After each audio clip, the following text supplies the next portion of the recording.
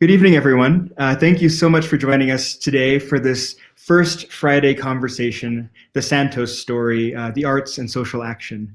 My name is Ryan Benegali, and I am a professor of music history in the Colorado College Music Department. I'm also the college's director of performing arts. My office of performing arts amplifies the role of the arts in the academic mission of the college, supporting the collaborative and creative impulses of our campus and our community.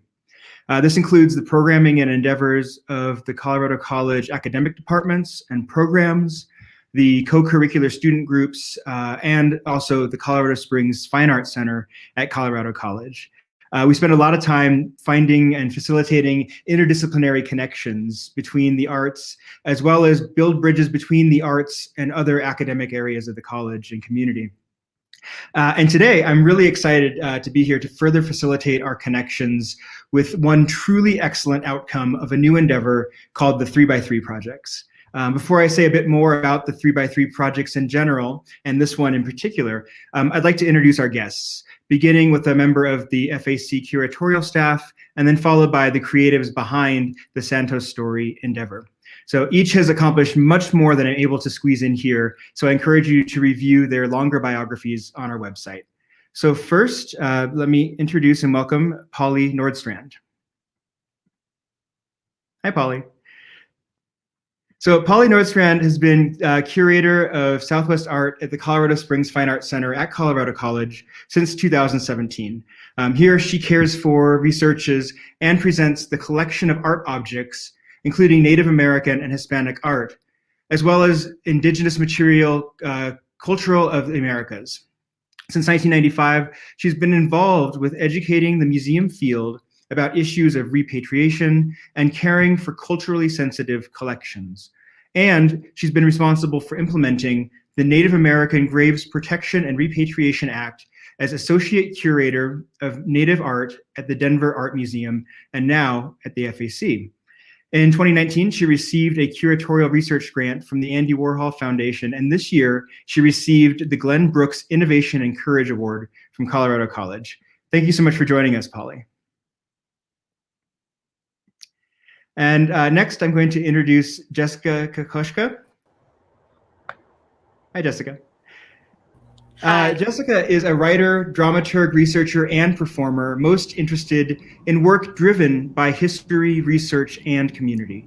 In Colorado, she has worked with the Denver Center for the Performing Arts, the Colorado Springs Fine Arts Center, Creed Repertory Theater, Theater Aspen, Lake Dillon Theater Company, the Athena Project, and the North Folk Valley Creative Coalition. She is currently a co-regional vice president of the Mountain West region for Literary Managers and Dramaturgs of America. And in February of 2020, her research-driven play In Her Bones was featured in the Colorado New Play Summit at the Denver Center for the Performing Arts. Some of you might also recognize Jessica from her many appearances on the Fine Arts Center stage, including most recently her performance as Medium Allison in Fun Home. Thank you for joining us, Jessica. Thank you so much. And now I'd like to introduce Miguel Gandert. Miguel is one of America's leading documentary photographers and has exhibited throughout the world.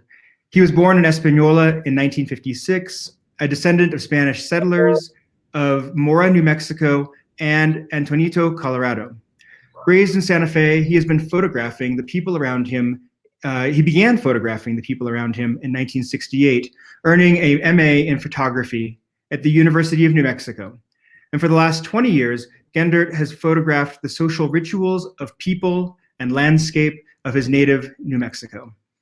His many national and international exhibitions over the years include shows at the Whitney Museum of American Art and the National Museum of American History at the Smithsonian. His series, Nuevo Mexico Profundo, Rituals of an Indo-Hispano Homeland, was the subject of a book and a one-person exhibition for the National Hispanic Cultural Center of New Mexico, and his work was selected for the 1993 Whitney Museum Biennial. He is also a distinguished professor of communication and journalism at the University of New Mexico. Thank you for joining us, Miguel. Thank you for having me. And last but certainly not least, I'd like to introduce Anita Rodriguez. And Anita is a Hispanic American artist and painter. Her work incorporates Native American ceremonialism, Mexican mysticism, and Hispanic folk art, as well as the penitente art of New Mexico, Native American dancers and ceremonies, and Catholic traditions. She has a work in the collection of the New Mexico Capitol Art Collection, the Itajurg Museum in Indianapolis, the Albuquerque Museum of Art, and the Harwood Museum of Art in Taos. She's also considered to be a specialist in traditional adobe construction and has won awards for her work. She did the finishing on the permanent exhibit in the Taylor Museum of the Chapel of Nuestra Senora de los Lagos at the Colorado Springs Fine Arts Center. And she is also the writer of an award-winning book titled Coyote in the Kitchen. So thank you so much, Polly, Jessica, Miguel, and Anita for being with us here today. Thank you for having us. In a minute, I'm going to take a step back and let our experts lead the way, but I'd like to frame this conversation with the briefest of overviews about the 3x3 projects. In the early days of the pandemic, Performing Arts at Colorado College and the Colorado Springs Fine Arts Center at Colorado College teamed up to commission a set of digital experiences to premiere on the new FAC Connect platform over the course of this past summer of 2020. Now, these 3x3 projects were subtitled Creative Collaborations from Isolation and featuring artists of the Rocky Mountain West and American Southwest engaging in collaborative, multidisciplinary projects that found non-traditional avenues for the creation and presentation of their work. And we have way more applications for projects than we can support, but we're hoping to have another round of commissions this fall, so stay tuned for that. The 7 teams that were selected for this initial round of 3x3s really revealed the incredible potential of collaboration in the present environment, exploring stories about the region in which we live, work, and create. And that group that we have present with us today is no exception. So if you've had the opportunity to engage with their 3x3 project or website on the Santos collection, then you already know that they've responded to and developed an incredibly rich collection of objects and observations, all wrapped around a call for action for the future. It's multifaceted with something new to explore with each engagement, not unlike a theatrical production with its twists and turns and multiple perspectives to unpack. So now I'm going to pass it off to our dramaturg, Jessica Kahkoska, who will moderate the remainder of our session today. And I'm really looking forward to the conversation as it unfolds. Thank you so much, Ryan. And thanks again to the museum and Colorado College for having us. We have spent so much time in conversation this summer that it's a joy to continue that conversation with Polly and you and everyone who's watching tonight. So just to give an overview on how the rest of our session and time together is going to go, we're going to start with 2 questions that hope to offer a little bit of background and context about both the collection and our 3x3 project, and then we'll move into more of a question and answer, and then end with some questions and discussion with folks watching at home. So that being said, we truly encourage you to be asking us questions and engaging in whatever form you're watching. Please leave comments and questions. Even if we don't get to it this evening, our project is all about a dialogue and opening new dialogue and continuing dialogue. So we really consider your input a part of our process. So I'm going to begin by asking Polly a question, which is, can you offer us a brief overview on the institutional history, terminology, and key curatorial questions that we need to understand and engage with this project? That's a huge question, and I know that. Thank you, Jessica. And of course, we prepared for this, so it's not like it's off the cuff. I prepared some images as well as definitions to help our audience, get some background information, and that way we can, all be using or sharing the same vocabulary. I've been the curator at the museum for about 3 years now, and have been working with various artists and scholars and artist scholars like you all to better understand the collection and to develop priorities in how we care for the collection. As Ryan said in my introduction, I've been responsible for Native American art, which when we use the word art, that's the museum term. And there's lots of other words, I'm going to use that for the sake of the conversation tonight. But some of the objects in museums care are also considered cultural patrimony. And in the museum world and with Native material, we are engaged with discussions that we do formal consultations with Native American communities, and we make considerations for repatriation as well as developing new procedures to care for objects that remain at the museum, taking into consideration cultural sensitivities. So things like who should be handling the object, who should have access to seeing the object. And again, I use object as a term from the museum world. It doesn't mean to say that we don't understand that these things are beings and they have life and significance, right? So I use these language, which may sound a little bit more harsh than what my actual mentality is. So as we have been caring for all of the art of the Southwest, we've definitely come across the Santos collection, and then tonight we're talking about the works in the collection, objects in the collection that come from the Penitente community. And we have not had specific requests for cultural, handling these objects or who should have access to them, but these questions have definitely come up. So I did want to go through my slides just to give us some terms and to talk about the collection a little bit. The Taylor Art Museum is part of the Colorado Springs Fine Arts Center. We no longer use the title Taylor Art Museum.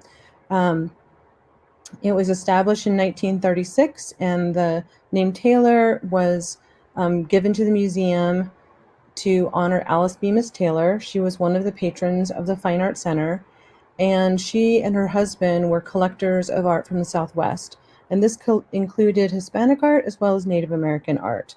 This particular image is one from our archives that shows how, in one way in the past, how the religious material was exhibited in a way that maybe makes a nod towards how it would have been seen in its original context, but also how it was presented as objects of art.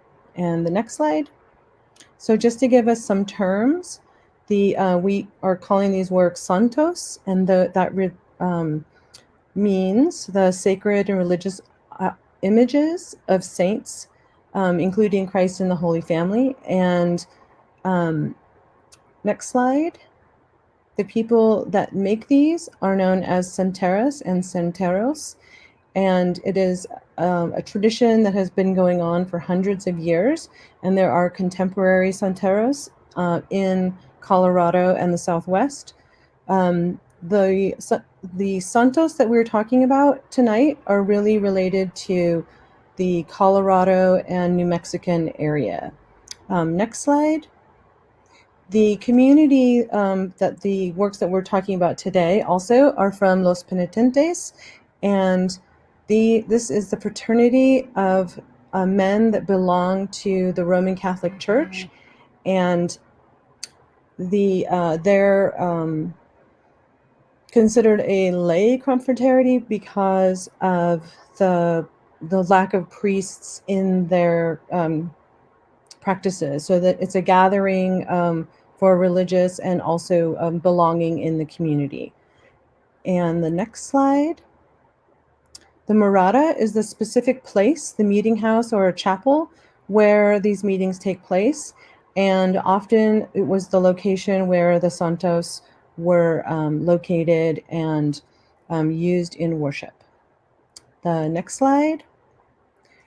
Oh, and then also I just want to say the images I've been showing are some of the images that are in the on the website and have been used in this project. So I'm giving a taste of what's on the website as well.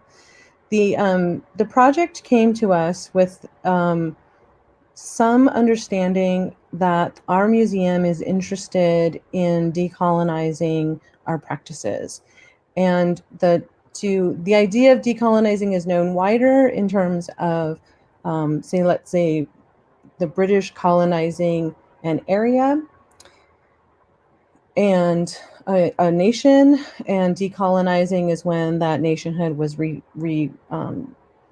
returned or taken back by the original people.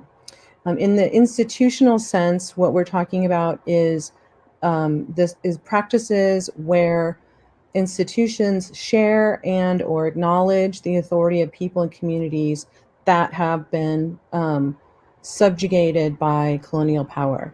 And that happens in many ways. And we recognize the colonial aspects of museums, how collections come into museums, and how collections may have come in by a number of circumstances. In some cases, it was theft. In other cases, cultural practices are abandoned by the user and they're given over to others, and they may find their way into museums. And we also want to recognize that sometimes the communities that lost these works, it was due to their severe poverty. And so there was a circumstance that was caused by the impact of colonization that brought objects into the museum, not by theft or abandonment, but through circumstances. And the last slide is repatriation is the return, and also is really thought of as the return of physical objects, but can also mean shared authority and shared care. And that was one of the ways that this project also came in, was to question what is the future of a collection like this, that we can create processes and understandings that actually show a form of care for the objects that would reflect the community that they came from. So, and these are very big simplifications of complex ideas and objects and people, but we wanted to give people a sense of like where we've been at when we've been making these discussions. And that's Thank you so much, Polly. I think just to state that Polly just offered us a masterclass in about 4.5 minutes, and that was semesters and books and entire schools of thought that was just offered to us in the form of a very brief slideshow, and we're very in the appreciative. tradition of CC, where we're always doing things on the speed track. Well, thank you so much. And I think on behalf of Miguel and Anita, our experience in building this project as a 3x3 is that in some ways it's fairly straightforward to construct a project that interrogates the past and future of a collection without the partnership at the museum. And it's a lot more complex and rich and thought-provoking and fulfilling to work with you. And we've been really appreciative for that partnership and insight over the summer. So shifting our focus to my amazing 3x3 team. I'm impartial as the moderator, but I also can't be super impartial because I've had such an amazing experience working with Anita and Miguel. So my question for you two is, can you describe a little bit about our 3x3 project, our process, and our goals?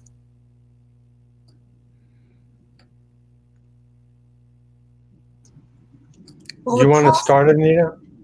Sure. The process was incredibly inspiring. It's wonderful to work with people from other disciplines who cover areas of discipline about which you have no knowledge, because it brings together incredible potential. And for me, the project began when I did the finishing on the Talpa Chapel de Nuestra Señora de los Lagos, and I asked to go down in the basement. And Polly will understand the way I felt when I was down there. I was so deeply touched. I couldn't stop crying, and it stuck in my memory for years. And then when this project came up, I thought, well, let's do something. So I'm incredibly pleased with the beauty of the project. I'm incredibly pleased to be working with people of such incredible talent.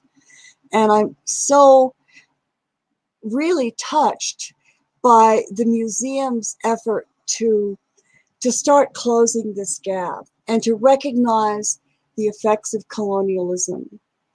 And from my personal perspective, the way that I view this is, I think that it would be wonderful for the museum to extend an invitation to the Moradas who own specific, or from whom specific Santos came.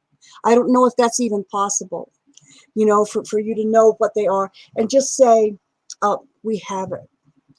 And we invite you to participate and to tell us what you think. But I would hope above all, with placing direction and initiative in the hands of the hermanos. And I personally would step back here in this community, because in the community in which I live, I am not related by blood to any of the penitentes, any of the moradas. So it really isn't appropriate for me to take the initiative. So I think that if we make this video available to los hermanos and leave the initiative in their hands, the possibility for an incredibly fruitful dialogue can be opened. There are lots of creative ways in which these sacred objects that are suffused with the prayers and tears of generations can be borrowed or moved, or how they can be taken care of. But Miguel has a lot of personal contacts that he has built up over the years of his incredible career in documenting and recording our culture with lots of different moradas in the state. And so I think he is in a better position, in a wonderful position, to help the museum start this conversation. And it's almost as if colonialism was an incredibly painful experience. We lost the land. But to lose the most sacred objects is kind of like conquest at the very threshold of the soul.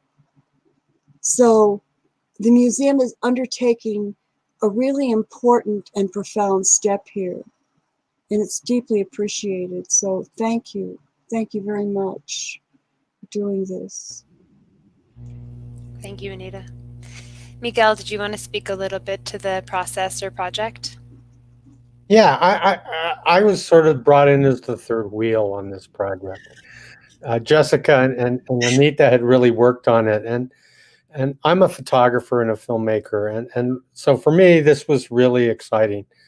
Over the years, I've known many penitentes. I've spent time in lots of different moradas. I actually, about 10 years ago, I took hermanos from New Mexico to Mexico to meet some cofradías there.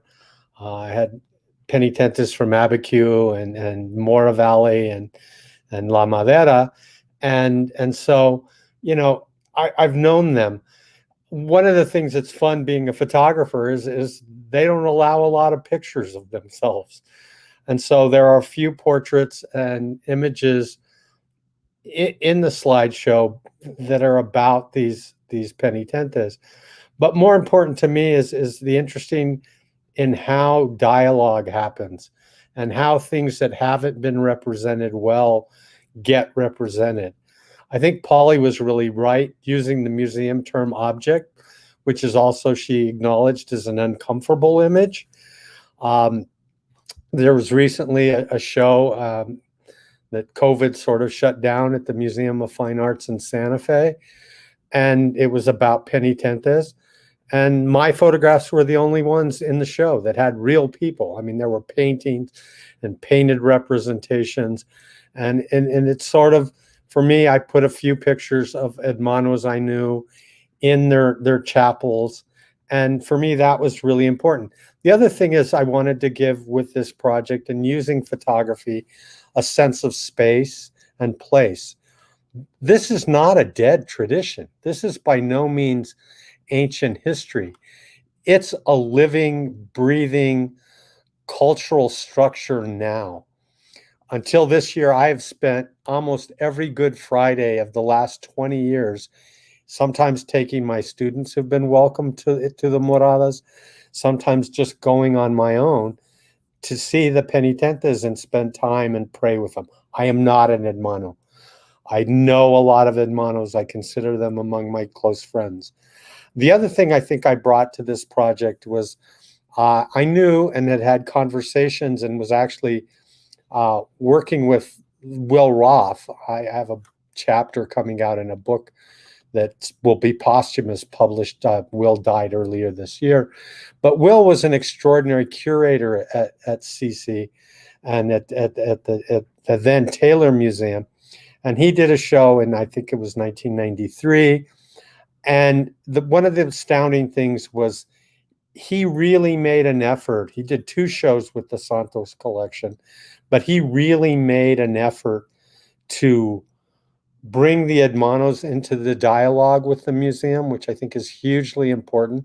Oftentimes when Native American artifacts, Hispanic artifacts are presented in museums, the last people that museums will talk to are the people who created these things and that make them live.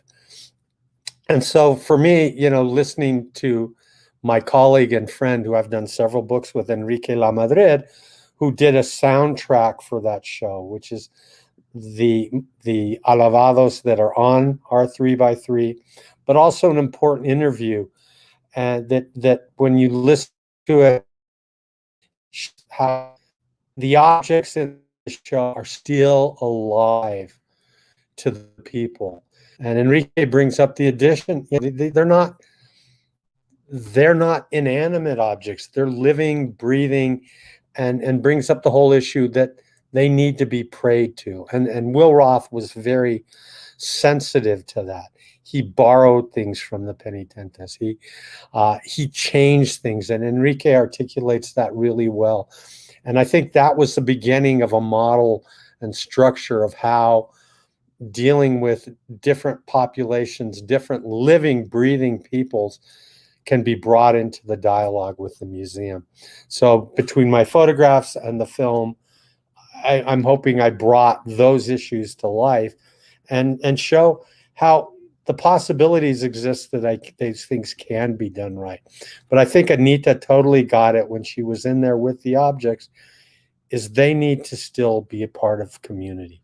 They still need to be, they're just beyond statues. They're living things that communities love. Thank you, Miguel. So as hopefully people who are watching can hear, we came to the table when we were beginning our 3x3 with, I think, the idea of creating a short documentary style film, but then given the fact that we all come from different artistic backgrounds and we had all different kinds of media that we then intended to use to explore these issues, we ended up creating a website. And although this is sort of, if you would have asked, I'm sure any of us in June, what we thought our final product would have been, I'm sure a website would have been the very last thing we would have said.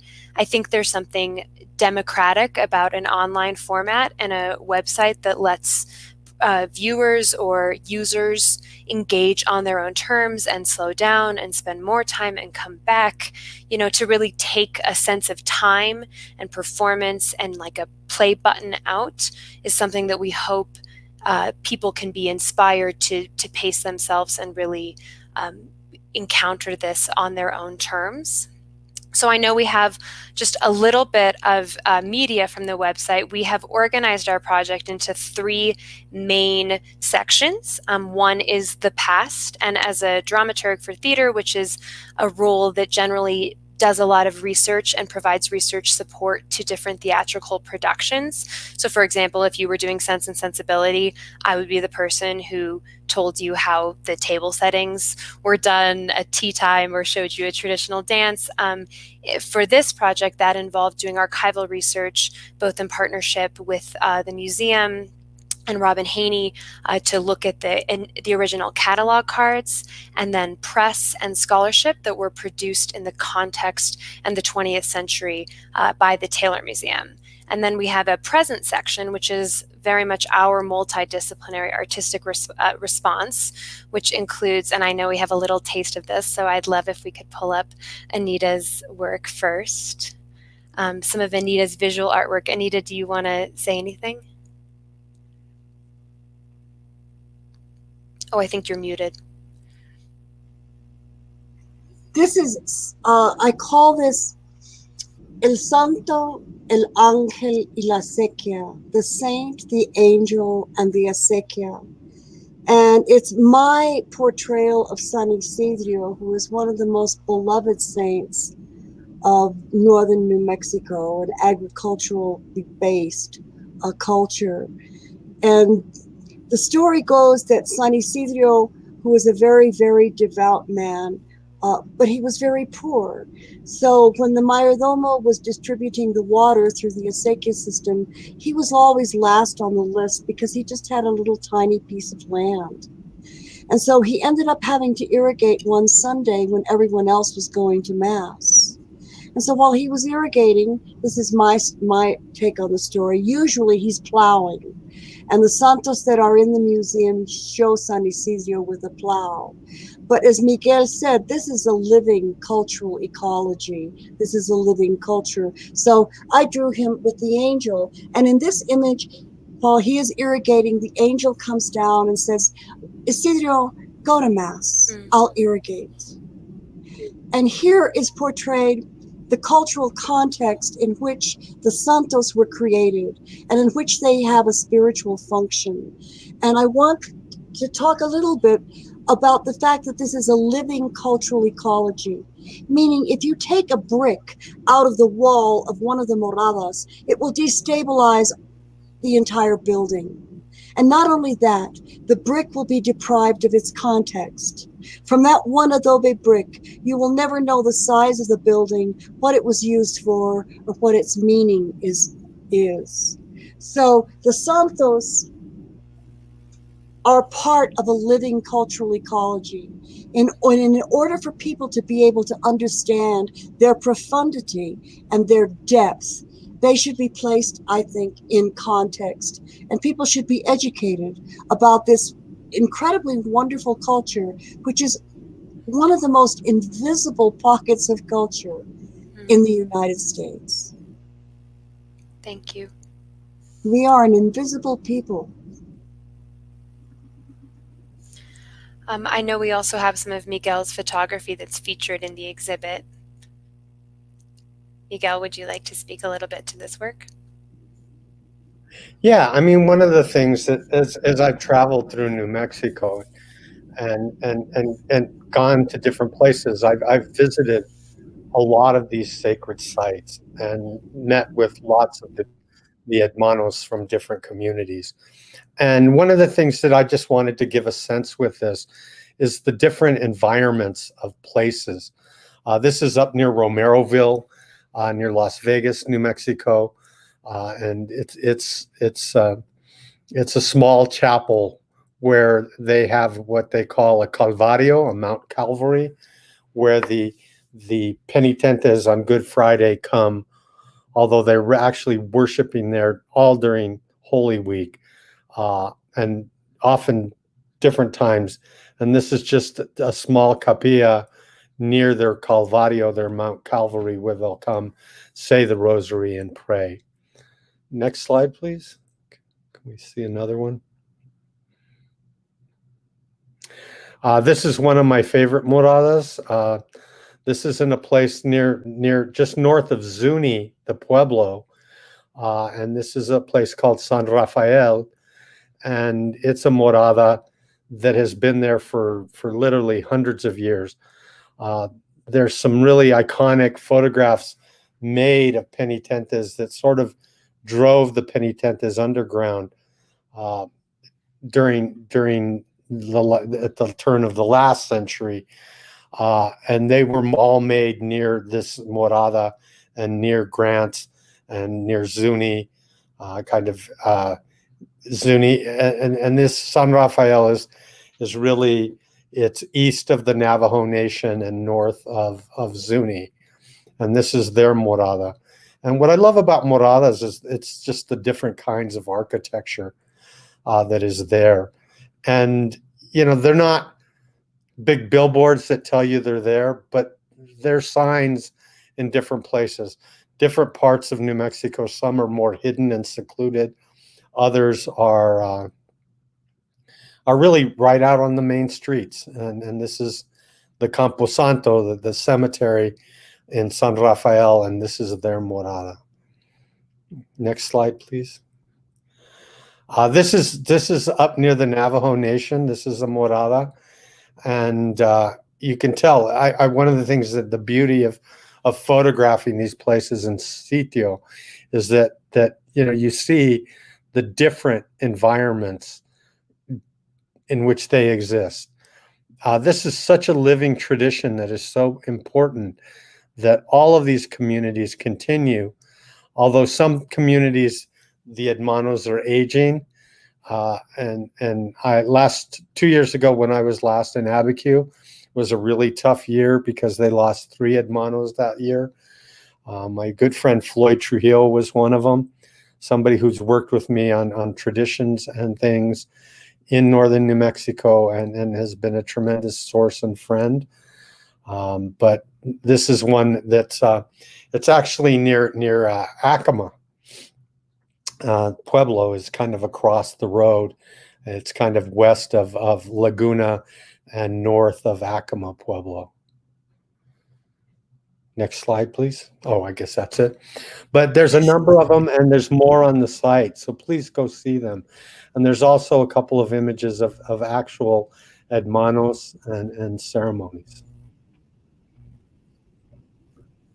Absolutely.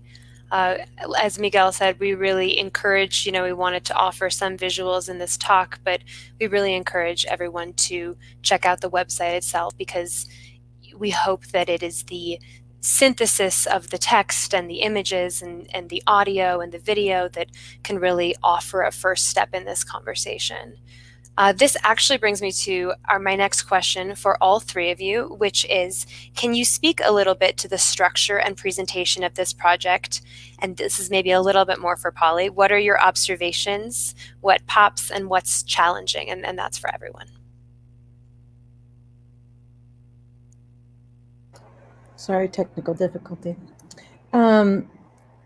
So for me, the obviously the video that's included in the website is a very important piece of this project, I think, in terms of not only like giving some of the history of what's happened with the collection in terms of the community knowing what's in the museum, but also what is the human aspect side to it, right?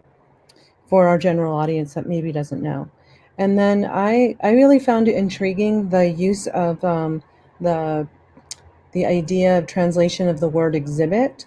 And so in museum, its exhibit is a display of information and objects and images. And when I was reading the website through, it comes across also as evidence in a trial case. And so we use this is Exhibit A as evidence for the defense or the prosecution. And I thought that was a really interesting way of twisting a little bit what we might think of in terms of interrogating museum practices. Thank you so much. Anita and Miguel, any observations on the final presentation or the structure? Well, I'm really glad to see this restructuring of vocabulary, this reimagining of what it means to have the custody of these objects.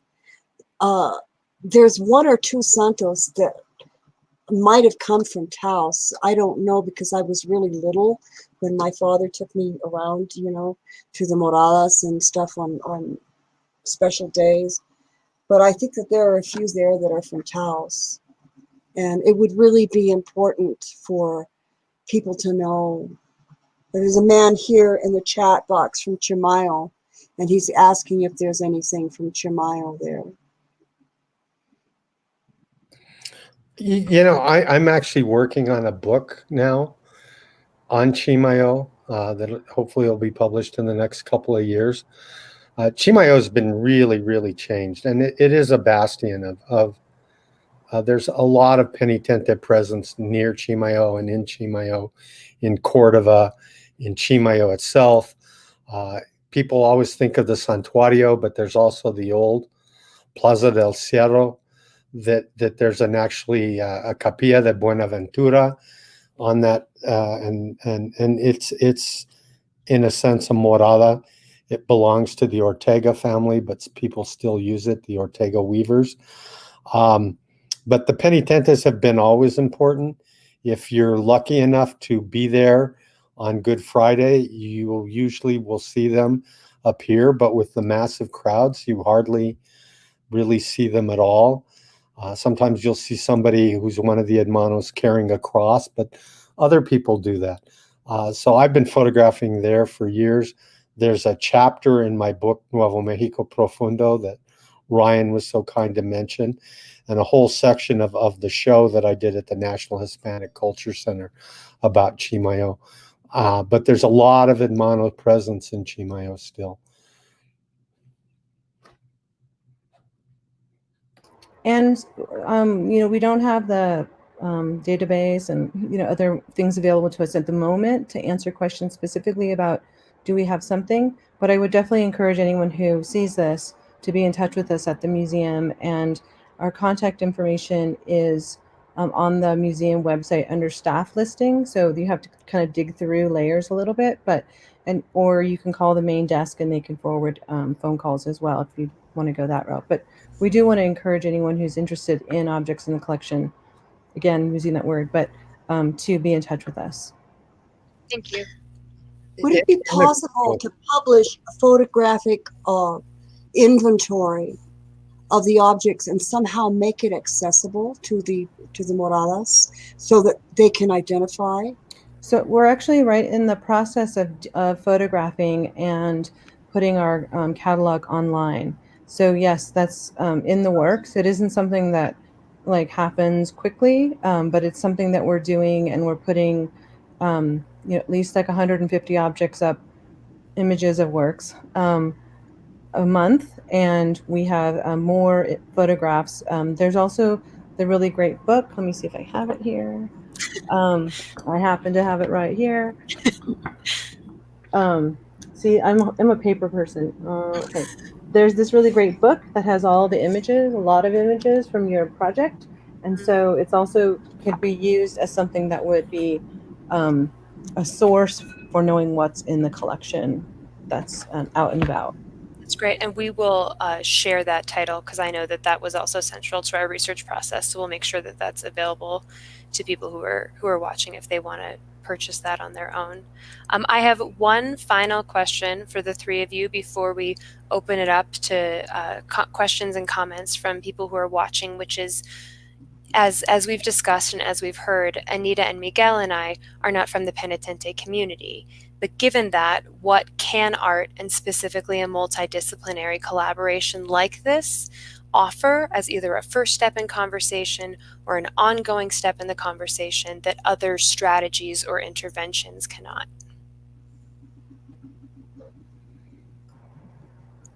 Is that to me, or who's that to? That's to all three of you. Okay. I think that's one of the toughest questions that museum professionals have to do, but I think there's now starting to become more of an awareness. One of the scary things that happens, and you see how museums do and don't collect things, how museums take certain things for granted or don't deal with them not being worthy. There was a show recently called the 100th Anniversary of the Museum of Fine Arts in Santa Fe. I hate to blast them, but they've been a museum very good for my career in life. I've had numbers of shows there and a lot of pictures in the collection there. But I found that oftentimes I was the exception rather than the rule. And when they did this 100th anniversary show of the Museum of New Mexico, there were only a handful of artworks in the museum.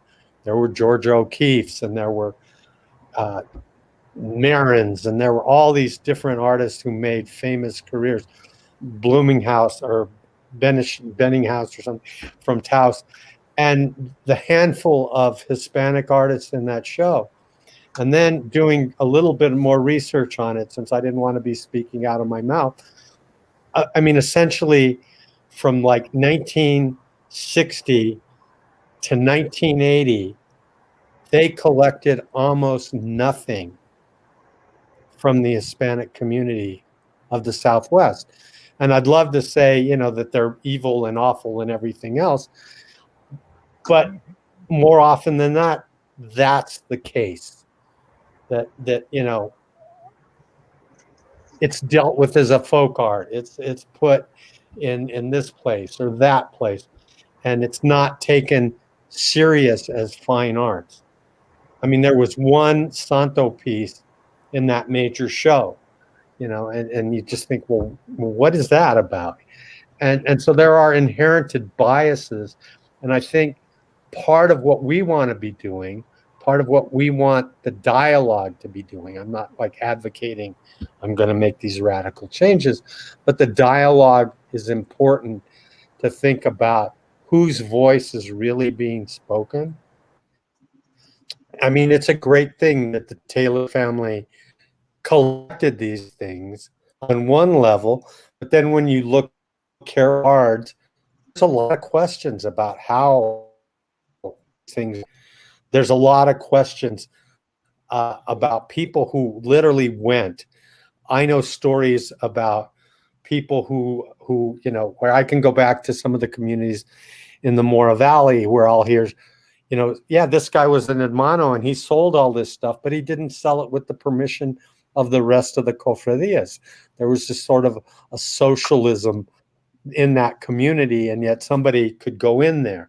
About 15 years ago, I had a student who was doing some documentation in the Mora Valley, and he walked into a morada and the doors were just open. And on our research, we found that everyone had died from that morada.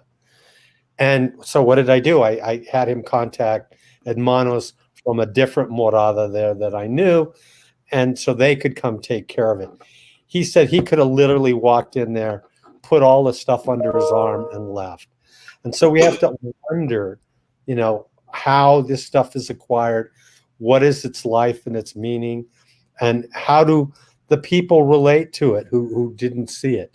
In that video, you know, that Enrique describes, literally, you have hermanos face down praying to Santos that are on the museum wall because they knew who that saint was, and it had tremendous significance to them.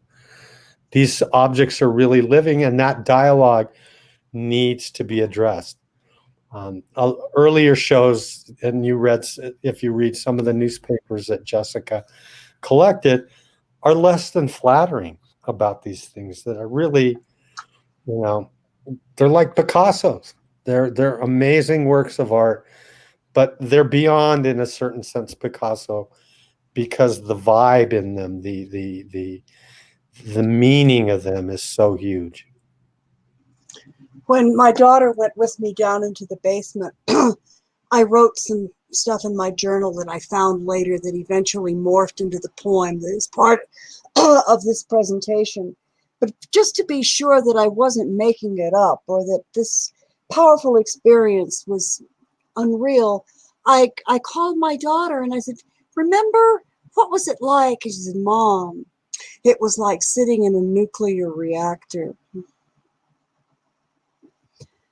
And so some of those things need to be, there has to be some kind of reconciliation, because we know the names of so-called collectors who broke down the doors of the moradas,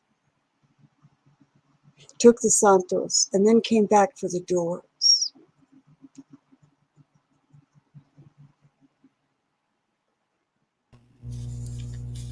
Absolutely.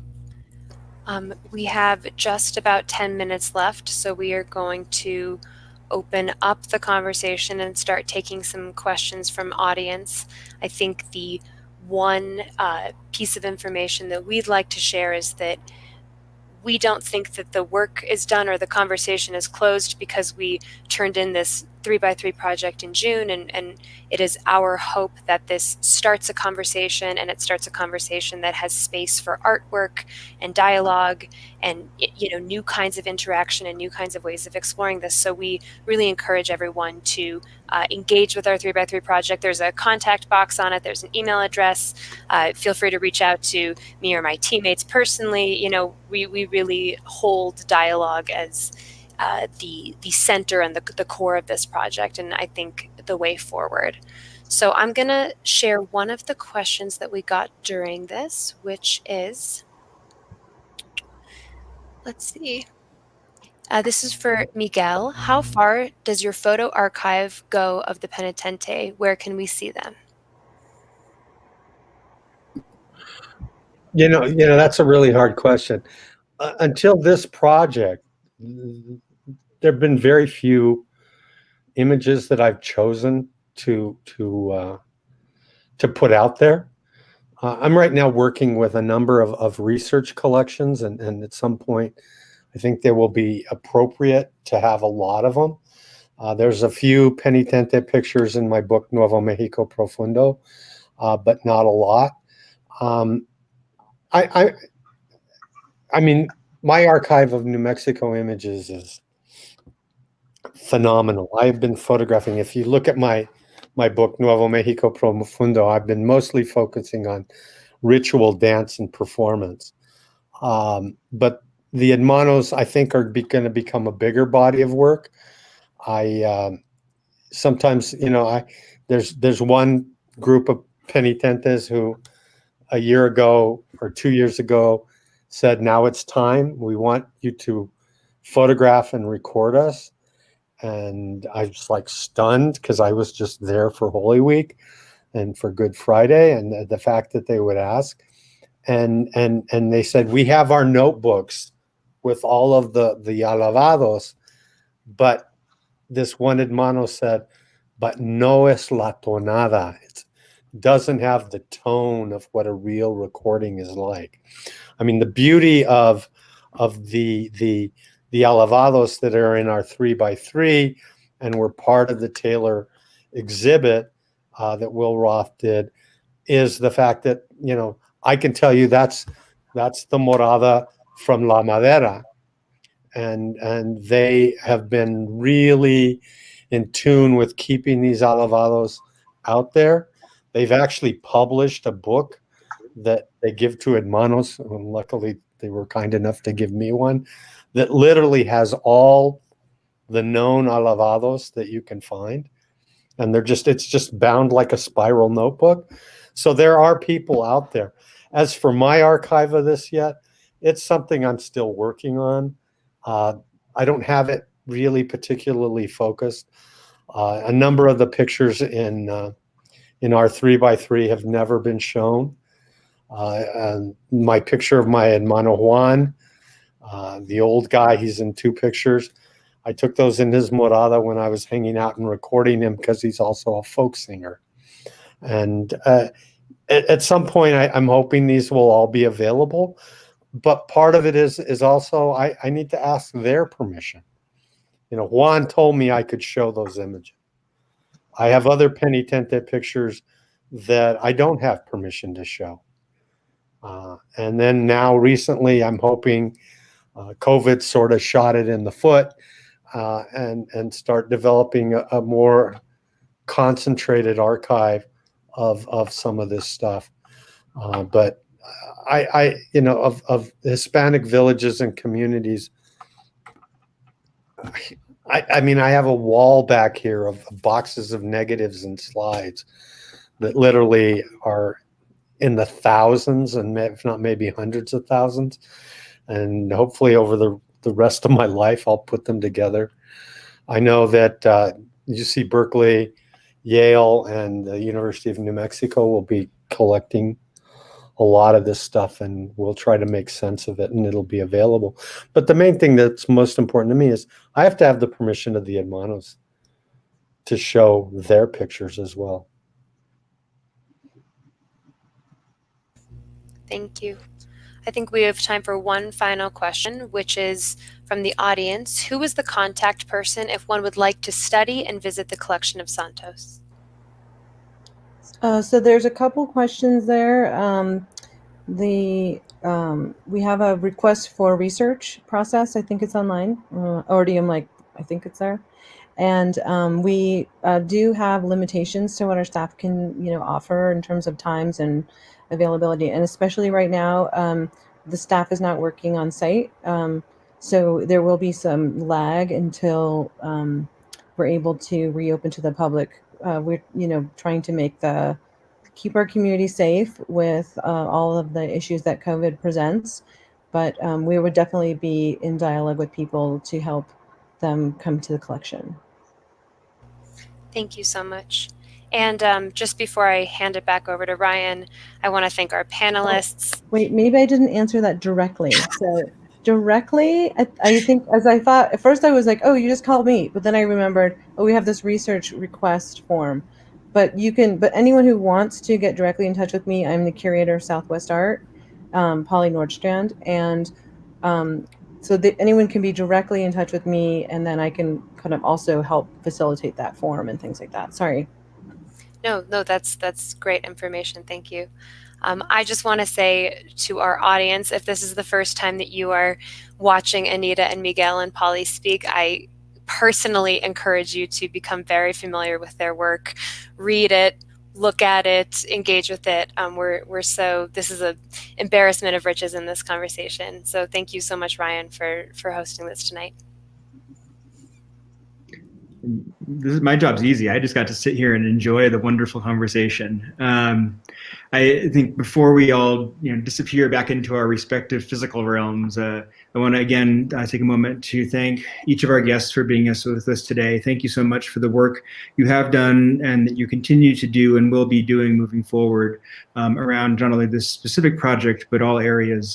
This has been a really wonderful educational moment for myself to be a part of this, sitting here listening to you all. So thank you.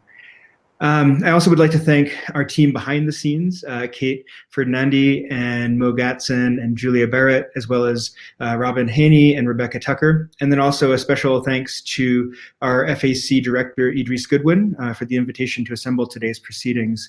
And also, of course, everyone who took the time to tune in for our first Friday conversation this evening. And as I said, this has really been an incredible foray into the Santos, and it's clearly not the end of the conversation. The invitation to engage with this on our own terms, to consider whose voice is really being spoken, the question of balance of institutions and personal mentality, these are all, there's a lot more to check out and consider here. And not only specifically to this project, but I think that's the case with a lot of our 3x3 projects that you can all check out by visiting the Fine Arts Center website.